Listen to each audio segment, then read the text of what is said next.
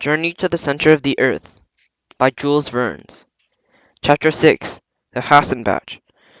When Hans didn't return in the next hour, wild reasons why he would have left us crossed my mind. Either reason crazier than the last. I must have either half or wholly mad. Suddenly, I heard the sound of footsteps coming to the tunnel and saw Hans' light shining to the wall.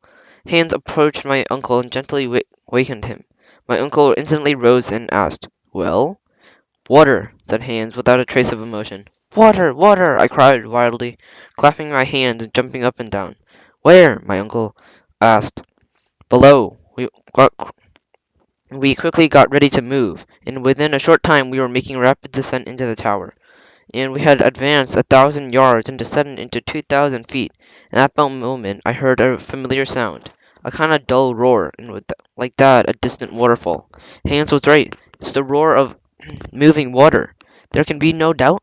I asked, still afraid to be certain. There's not the slightest doubt about it, my uncle answered. An underground river is running besides us somewhere.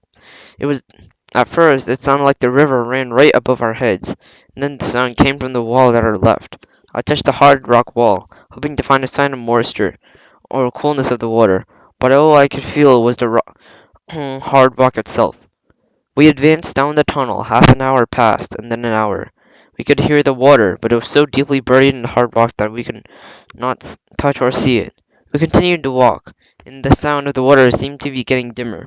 It was obvious that we were moving away from the water, so we retraced our steps to the point where we could hear the water the loudest. We stood silently and stared at the wall. In a few moments, a smile broke across Haines' face. He went to the wall and put his ear against it and smiled and smiles again. And he picked up his crowbar and started tacking the wall 3 feet above the tunnel floor. "Saved!" I cried. "We're saved!" "Yes," my uncle said, even more excited than I was. "Hans is right. We would never have thought of that ourselves." After an hour's work with his crowbar, Hans made a hole 6 inches wide and 2 feet deep into the rock. The hole could not have been wider, or else it would bring the entire wall down on Hans and on us. The waiting was terrible. I could taste the water so much that my lips and throat became even more parched than before. My uncle and I were getting ready to go to work on the wall ourselves, whenever the danger. We heard a loud, welcome hiss. Then a jet of water burst through the wall with such force that it hit the opposite side of the tunnel. Hans cried out in pain. I did not understand why, and I plunged my hands into the sparkling water and drew back with a wild, frantic cry. "It's boiling hot!" I cried, in disappointment and pain. "Well, never mind," my uncle answered. "It'll soon be cool." My uncle was right. In a short time, enough of the liquid was cool for each of us to have a long drink. We drank greedily, without tasting the water at all.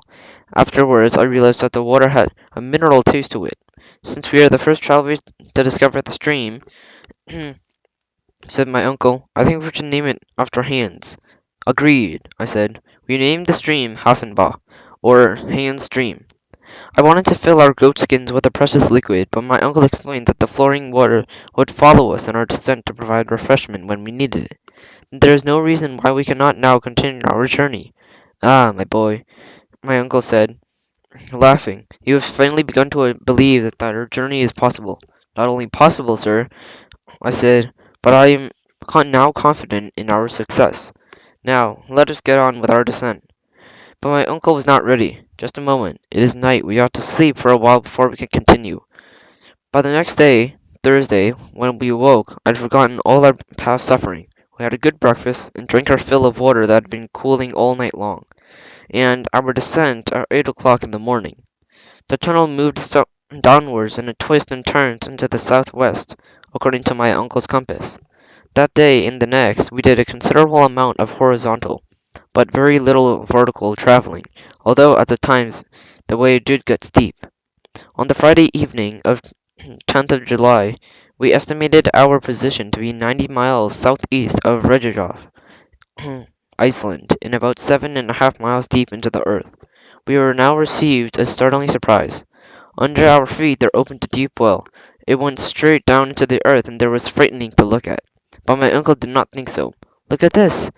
he cried with delight. "The rock projections in the well will serve as staircase to take us a long way into the bowels of the earth."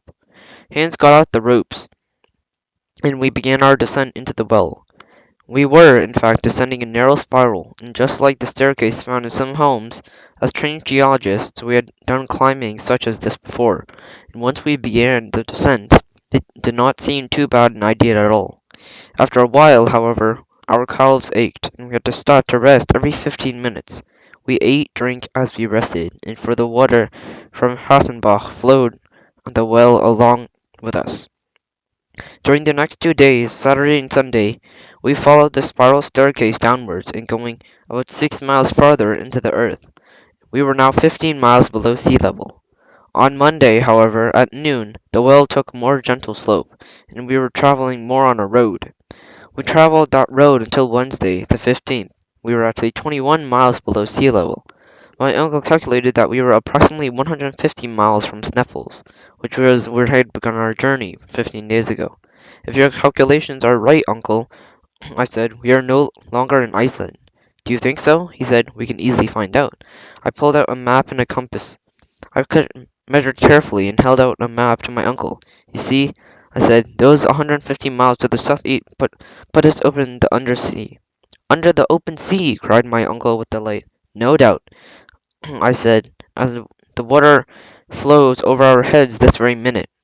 This idea was not such a pleasant one to me. The mighty Atlantic Ocean was resting on a granite roof above my head.